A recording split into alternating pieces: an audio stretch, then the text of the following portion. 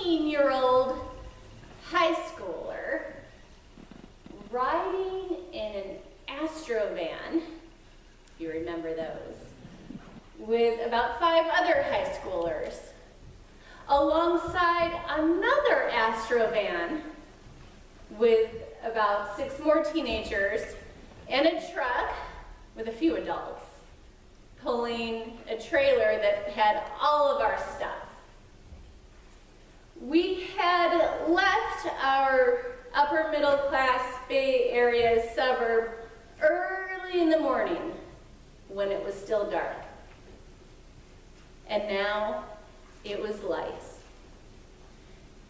And we were in San Diego, meeting up with Amore Ministries.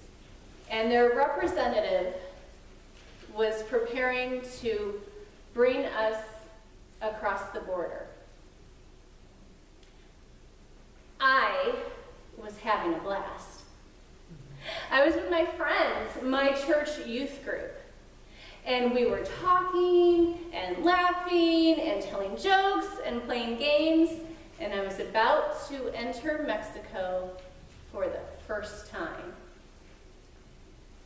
Now, back then, you didn't need passports to cross. It was more relaxed. I don't think you even needed a driver's license because I was only 14. I don't think I had any sort of legal identification, but they let me there and back. There was still something serious and sacred about the moment. And there was a hush in the van as Border Patrol waved us across. And I will never forget how on the radio, REM's hit song came on.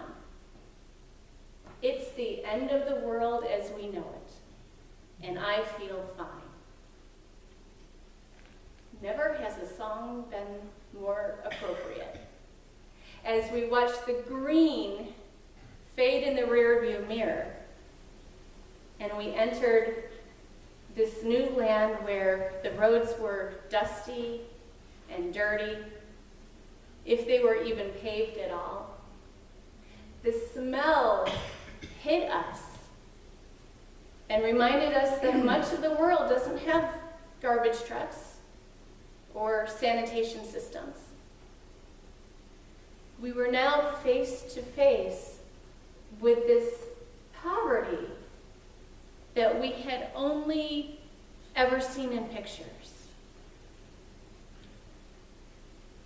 It really was the end of the world as we had known it. As we set up camp on the outskirts of Tecate,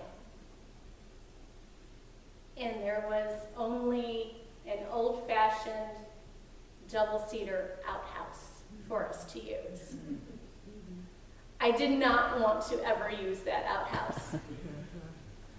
I wanted my indoor plumbing. But the truth was, this was all there was, and it was much nicer than what we would find in town. And so soon we got to work, building a house for a family in need. And we worked hard, mixing and pouring cement for the foundation, sawing and hammering, putting up the frame. I became an expert in making tar babies, which is where you get small pieces of tar paper and you fold them up just right and put a nail through them. I could do that. And we used those tar babies in putting up the chicken wire with which we would stucco the house. The entire time we were working, we were being watched. These children from the neighborhood came out from I don't know where, but there were a whole lot of them watching us, wanting to play with us, asking for parts of our lunches. They had this light about them that surprised us, because grown up, we looked at them and didn't know how they could have this light. Their clothes were dirty.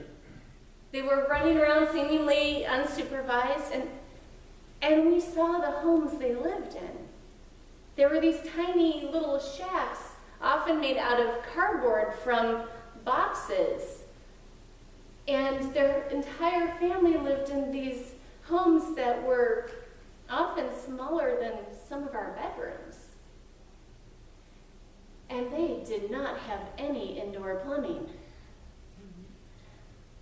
any running water at all. They had these 50-gallon tubs outside their homes where the water truck filled it up all day.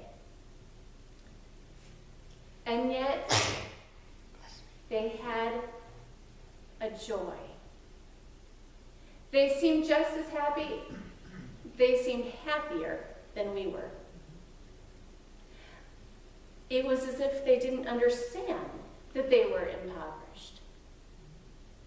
They had their family. They had their friends. They had us to play with. And so they were rich.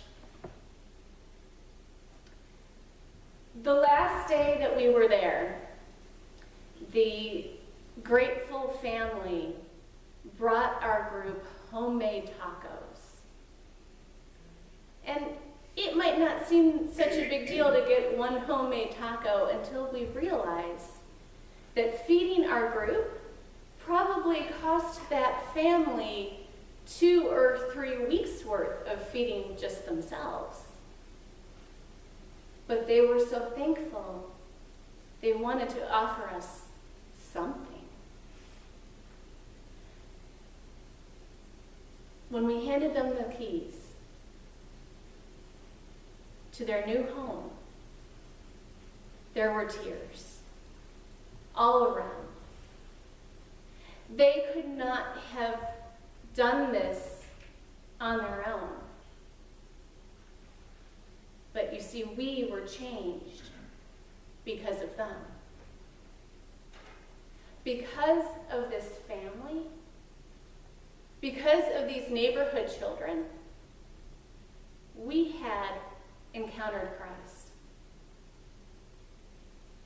If we had raised our heads, the signs were there all along. If we were only alert, we would have been able to see in the way they welcomed us, in the way they loved us. That we, in our privilege, had thought that we were bringing Jesus down to Mexico. But it turns out he was there all along, waiting for us. In this new world, we found light and joy and generosity and gratitude. And it felt fine. During Advent, we are on the border between 2 countries. We are crossing from everything we have known into always made new. It may seem like the end of the world as we know it, and it is. As we leave the darkness in our rearview mirror and lean in toward the light, we move from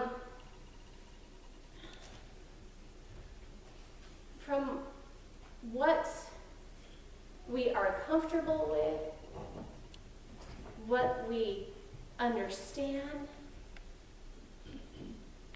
into discomfort, into unease, into that which is not familiar.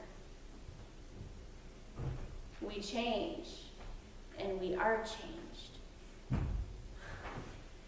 During these 4 Sundays before Christmas, we wait. We anticipate. And we wonder. We sometimes don't know quite what we're waiting for, but we'll know it when we see it. Because Christ is there. And we are anticipating Christ's presence in our lives. And we wonder when and where he's going to show up. These are the times to raise our heads, to be alert, to watch for the signs, because when we do, we will notice that so often Jesus shows up in places that we probably aren't looking for him. We don't expect him to be there. Places that aren't green, where the roads are dirty and dusty and things don't always smell pleasant. Like in a barn somewhere in the midst of a busy city in the Middle East where there are farm animals all around. And we know that Jesus often comes to us, encounters us, in those who we might otherwise dismiss, like dirty children who insist that we take a break to play with them, and in those offering us tacos of Thanksgiving, and in a baby, unplanned for, wrapped in swaddling clothes and laying in a feeding trough.